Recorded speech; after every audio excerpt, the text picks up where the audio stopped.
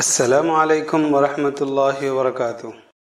میں تنویر خالد حاضر ہوں آپ کے ساتھ آؤ عربی سیکھے سلسلے میں مفتاح العربیہ حصہ دوم کے 26ویں سبق الدرس السادس والعشرون کی مشقوں کے ساتھ۔ مشق میں آج پہلی مشق ہے مشق الف، بہت آسان سی مشق ہے، یہ سب کچھ آپ کر سکتے ہیں، سبق ہی سے پوچھا گیا ہے، سبق سے باہر کچھ بھی نہیں ہے، اتنا تو اب آپ کر سکتے ہیں۔ یہ آپ کے لیے کیا کہتے ہیں اسے، بائیں ہاتھ کا کھیل ہے۔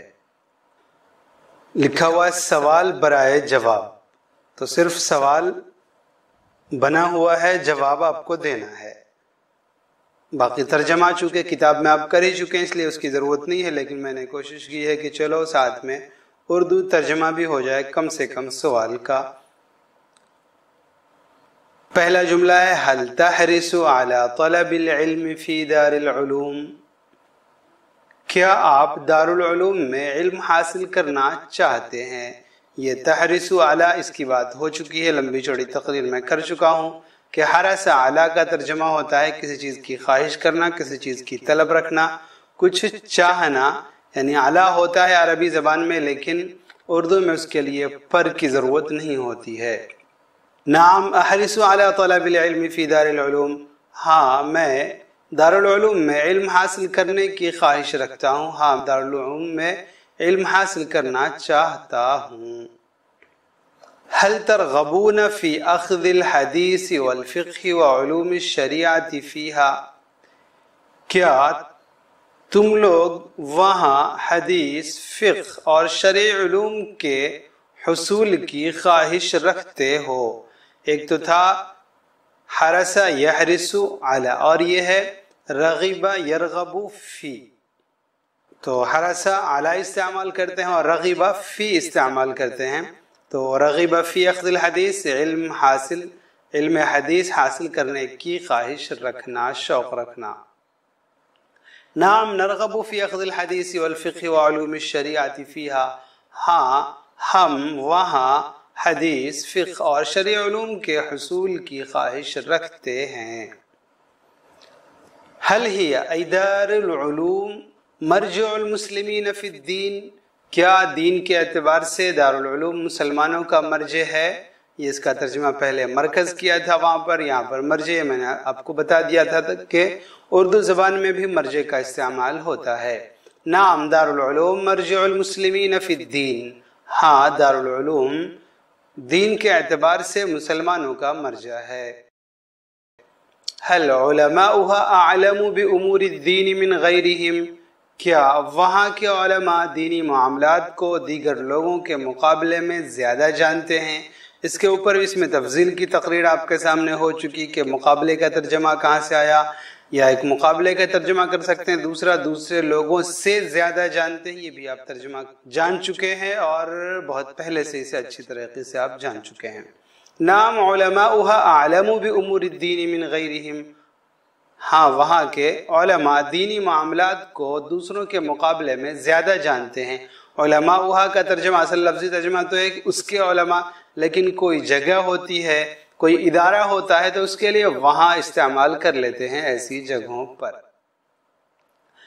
مواعظ علمائها تشحذ الایمان وتثقل الیقین وتدفع الى العمل، کیا وہاں کے علماء کے مواعظ ایمان و یقین کو تازہ کر دیتے ہیں اور عمل پر ابھارتے ہیں؟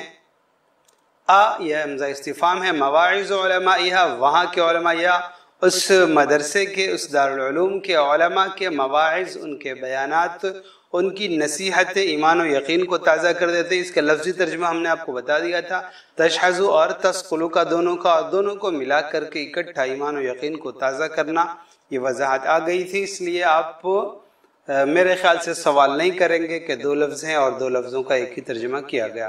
وَتَدْفَعُ إِلَى الْعَمَلِ، اور عمل پر ابھارتے ہیں، عمل کی طرف دھکا دیتے ہیں، عمل کی طرف آمادہ کرتے ہیں، یہ سارا ترجمہ زبردستی کا ہوگا، اصل عمل پر ابھارتے ہیں۔ نعم مواعظ علمائها تشحذ الایمان وتثقل الیقین وتدفع الى العمل، ہاں وہاں کے علماء کی نصیحتیں ایمان و یقین کو تازہ کرتی ہیں اور عمل پر ابھارتی ہیں، آمادہ کرتی ہے۔ حل ہی قلعۃ منیعۃ للاسلام، کیا یہ اسلام کا ایک مضبوط قلعہ ہے؟ نعم ہی قلعۃ منیعۃ للاسلام، ہاں یہ اسلام کا ایک مضبوط قلعہ ہے۔ ای شیء خدمت دار العلوم، دیکھ رہے ہیں آپ ایہ کے اوپر زبر ہے، مطلب یہ ہے کہ یہ مفعول بن رہا ہے، اس کے اوپر فعل واقع ہو رہا، خدمت جو ہے اس کی جا رہی ہے۔ تو ای شیء کیا چیز، کس چیز کی خدمت کی ہے دارالعلوم نے؟ دارالعلوم نے کس کی خدمت کی ہے؟ تو دارالعلوم دیوبند نے کیسے خدمت کی ہے، کس چیز کی خدمت کی ہے؟ تو خدمت دارالعلوم الاسلام والمسلمین، دارالعلوم دیوبند نے اسلام کی خدمت کی ہے اور مسلمانوں کی خدمت کی ہے۔ حل المسلمون خدموا دار العلوم، کیا مسلمانوں نے دارالعلوم کی خدمت کی ہے؟ نعم المسلمون خدموا دار العلوم، بالکل آسان حل ہوا سا ہے۔ حل خدمتموها ایضا، کیا آپ لوگوں نے بھی اس کی خدمت کی ہے؟ خدم تم ہے یہ، حل خدمتمها، تھوڑا عجیب سا لگتا ہے، اس کے کیا قواعد ہیں اس سے بحث کیے بغیر اس طریقے کا جب عام طور سے جب ضمیر ساتھ میں آ جاتی ہے اس کے تو ساتھ میں واو لگا دیتے ہیں اور خدم تم سے خدم تمو بنا دیا گیا ہے۔ نعم نحن خدمناها ایضا ای شیء تسألون اللہ لدار العلوم، تم لوگ خدا تعالیٰ سے دارالعلوم کے لیے کس چیز کا سوال کرتے ہو؟ تم لوگ خدا تعالیٰ سے دارالعلوم کے لیے کیا مانگتے ہو، کس چیز کے خواہاں ہو؟ یہ سب ترجمہ آپ کو سبق میں جب یہ لفظ آیا تھا تو بتا دیا گیا تھا۔